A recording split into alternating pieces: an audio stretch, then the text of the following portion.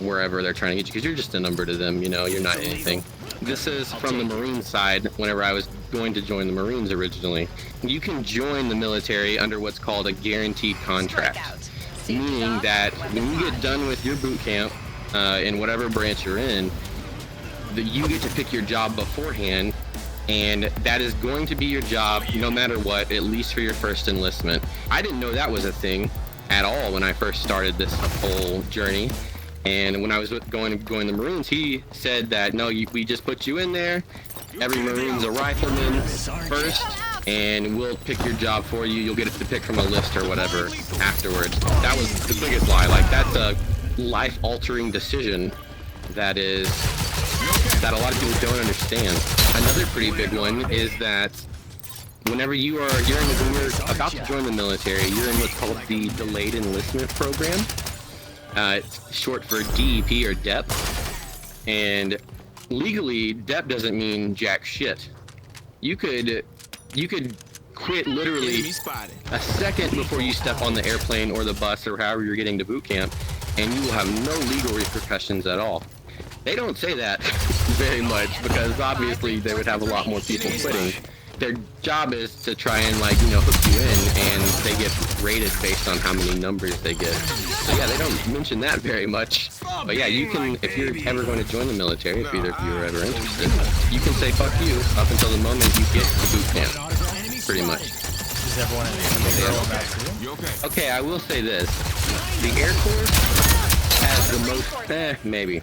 Air Force and Navy have the most weed, I would say. There was a furry convention on base one time, which was super weird. I mean, this is like 2011, so this is like peak furry, you know, and like peak furry hysteria. So when that happened, everybody on base was like, "Oh my God, did you see all the furries?" Imagine being on a submarine with someone for 6 months, and then all of a sudden, all of them are furries. What's the next Stephen King novel coming out, by the way? I got an advanced copy. DEP is a very involved process. You have to, like, go to all of these meetings. You have to go get checked out at a place called MEPS, which is like the Military Entrance Processing Station or something. And you gotta show a guy your butthole, and it's a whole thing. You gotta do that twice, too. It's a doctor, like, he has to check your butthole. And mine was an English guy, so I guess that was nice. Was he very proper and polite to you? He was, yeah. You don't know this going in there. Like, I didn't know I was gonna have to show this guy my butthole. And so I'm like standing there naked, and that was already kind of weird. And then he walks around behind you, and he has a pen in his hand, and he goes, place your hands here and spread, and bend over, and that's what you do. And it's fucking weird. Did this come up later in the Air Force? Like, is this something that they need to know? I think they're checking for hemorrhoids is what they're doing, but oh, that was the chair force. Yeah. Is this something that's like said around the Air Force dudes? Yeah, not really. This is probably, I think this is the first time I've talked about the English guy. I don't think I've even told my wife about that. Wait, so you've never corroborated with anyone that this wasn't a scam of some sort? He doesn't even work there. I don't think he saw a military doctor. It's definitely a comfort. I mean, if it was an American accent, I don't know if I would have been true with it that day. My parents are very, I don't know if you've ever met a Southern Baptist, but my whole family is very Southern Baptist. So joining the military is almost the same as Jesus coming back for the second time. Joining the military, oh God, you're a fucking hero. You think you're doing the best thing in the world. It's a fantastic choice. Go getting to die for your country? Holy shit, what better thing could happen to you? So, that's the general area that I'm from. It's a great town. They're old school country rednecks. My church, oh, they were so proud too. It was great. It was fantastic. I had 3 really good friends that were in my dorm. We have dorms in the Air Force. We don't have barracks. They call them dorms. They're essentially barracks. And they were all gay, and they were some of the coolest people I ever met. You know, that just like kind of blew my fucking world, because being where I was from, Muslims, gay people. We had gay people, but not a lot. I was like, who am I to say that? This guy is wrong, and I'm right. They seem to think that they're right. So, no, I met a lot of people, you know, I made a lot of friends that were Muslim or, you know, just all these random religions I'd never heard of, because I'm from very small town Texas. We got to hang out with some really cool people and meet some really nice, you know, like people that are good. You can tell when someone's a good person, regardless of their religion or whatever. Man, this probably sounds really weird coming from someone wearing a penguin suit. No, this is par for the course now. It would be more disturbing to talk about this with a real person at this point. So you served with 3 gay men at a time when Don't Ask, Don't Tell was still kind of like the law of the land. Yeah, dude, that was some crazy shit. It was a gay guy, 2 gay girls. This is something about the military that is different from how, at least the U.S. military, from how outsiders perceive it. People in the military don't give a fuck. No one gave 2 shits that they were gay. Everyone fucking knew it. Like, at least the guy was super flamboyant. No one cared a fuck. Everyone loved him. He was a kick-ass at his job. You could depend on him for work, and he always came through with all of his shit. So people in the military did not give 2 shits about if you were gay. This was kind of way before like the trans kind of kicked off, so, and I kind of missed that whole boat whenever that started becoming in the news in the military. I mean, I'm sure there were some that did care. I'm not gonna say there wasn't, but from the group that I knew in my small area, I guess that's kind of the point of Don't Ask, Don't Tell, though, isn't it? Like, you don't ask and don't tell. But everyone fucking knew. But certain groups find their ways into certain jobs, at least in the Air Force. Your good old boys, they all end up being mechanics, or working on helicopters, or working on airplanes as like a mechanic. Girls tend to end up, or females end up going into medical career fields a lot of time. People that do well enough on their tests end up in intel. Hey yo, right here. At least on the enlisted side.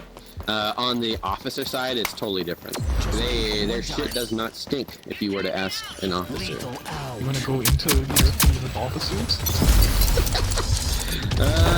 My job was to train pilots, how not to get shot down, best weapons to use, and all these other different things. So it required me to have more interaction with an officer than your normal rank and file airman would. And whenever you come across an officer, the enlisted member has to salute first, and then the officer renders the salute second. I've run into an officer before where I forgot to salute early on in my career, and the dude flipped his shit on me. I also had an officer thump my stripes before in front of a commander, and thankfully the commander stood up for me, which was pretty cool. Your wife was your best friend before you joined the military, and you proposed after you got out? Yeah, that's one of my favorite stories. I joined the military, and she was like super, I told you I like mission trips. She was super into mission trips. So much so that she did this program called Mission Gear, which is like a program here in the United States. You basically go and live in an impoverished community for a year, and she went and lived in Georgia for a whole freaking year. After she got through with that, I would come home and, you know, we'd visit and hang out and stuff. Eventually, we had a really close friend of ours ended up like passing away. We came back and we were hanging out one time and we were just talking and stuff. And, you know, I started like talking about future and everything. And I don't know, just kind of worked out that way. Like, things went great. It was awesome. I wanted to marry her since I was like 16. Yeah, I tricked her into doing it, and it's been pretty great ever since. We were in boot camp for 8 weeks. That was some shit. I had super long hair going into it, you know, and like my hair was like down to my shoulders, right? That's when they shave your head off. Yeah, that's when they shave your hair off. So that was a shock. And I knew it was gonna happen, but it still sucked. And yeah, then you get conditioned, is the nice word, how to be a soldier. You have to get all these kinds of shots and shit, and it's pretty. I mean, you kind of stay in zone, that really hurts. But yeah, that sucked. But no, yeah, boot camp overall it wasn't a bad experience. I thought it was fun, like in a weird way. They tear gas you at one point. That's a fun time. You're all like dressed up in your gear, right? It's called your mock gear. And you have like a gas mask on. You have like this super fucking hot chem suit on that protects you from chemical attacks. Gloves, little booties that cover your feet. You go into a room with like all your friends. You're all like in a square, right? And in the center is this like little pit thing, and they put tear gas in there and fill the room with tear gas. You have your gas mask on. One by one, you have to take your gas mask off, try to say a reporting statement in the gas. You only make it to like 2 words before it hits you, you know? It's just to get you to see what it feels like, essentially. Which honestly, I don't know if that serves a point. It doesn't really happen so much in the Air Force because all Air Force boot camps are in Texas. But in other boot camps, the Marines and the Army, one of their favorite jokes to say about people from Texas is, there's only two things that come from Texas, steers and queers. And you ain't got any horns or whatever the fuck they say. It's so fucking dumb. I'm glad you got out. Oh, I'm still in Texas. Oh, my condolences. If you can like handle someone yelling at you, it's not that big of a deal. Cause I mean, that's what they do. They yell a lot. And they try and like to like get you to break under pressure, like screaming at you when you're firing a rifle or loading a gun or cleaning a weapon or giving you a recording statement. It's all a mental thing, right? It's only a mental game, really.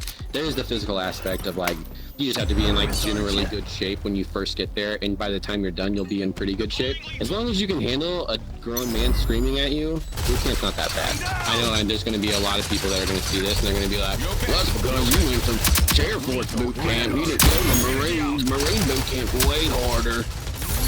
What? Oh man, I forgot about this story.